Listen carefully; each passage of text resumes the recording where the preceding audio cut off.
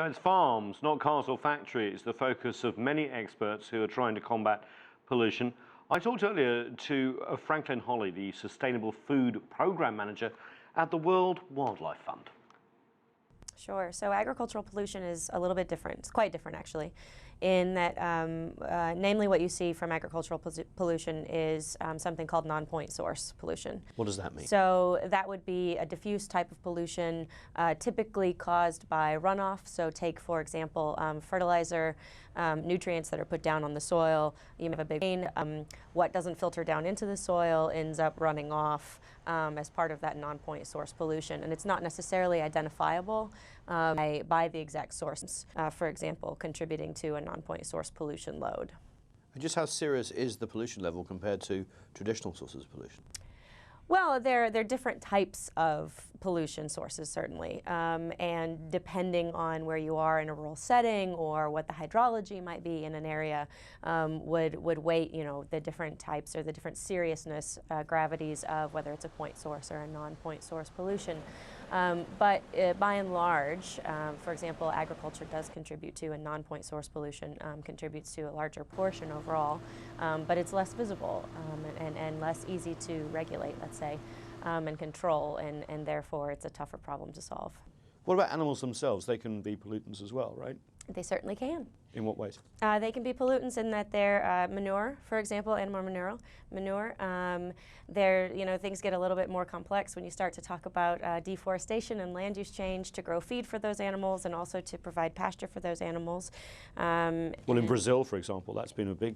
Exactly. And when you have land use change, high levels of land use change, that often erodes the soils, and then you end up losing soils into the waterways. So you've got soil pollution, and then if you've got fertilizers or other pesticides, things that have attached themselves to those soil particles go off into the waterways as well. When you talk about normal forms of pollution and say the oil and gas industry and the switch to solar and electric, you can see the efficiencies being made very quickly. But when you're talking about farming and food production, surely you have to continue that pollution because it's a necessary evil, if you like. It's producing food. Can you develop the same efficiencies there? Absolutely, and I guess I would push back a little bit on your use of the word evil. I think there's a lot to be gained. Our producers are committed to managing their landscapes in a way that benefits them and that benefits the people who they ultimately feed.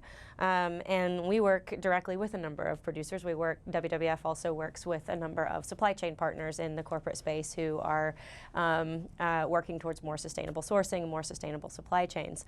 And so I think what we're learning is there's a lot of positive outcomes to be gained from agriculture. So what other things can agriculture do to make sure that the world meets its pollution standards going forward, given the Paris Climate Agreement? Sure. So there are a number of best management practices, or better management practices, if you will, that are rolled out across the industry, across the globe.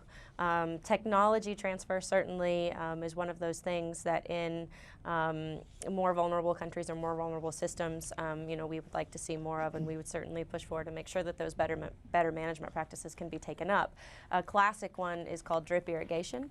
In many systems, you're seeing flood irrigation or poorly managed irrigation infrastructure, and what a drip irrigation infrastructure does is actually much more precisely applies water to the plant, which both contributes to the efficient use of that water, but also means that not only are you saving water, you're saving soil runoff because you've got less water going on top of the soil, taking the soils with it, and less water taking nutrients with it as well, and then polluting in the waterway. If you like what you just saw, follow us on social media and visit our website, CCTV-America.com.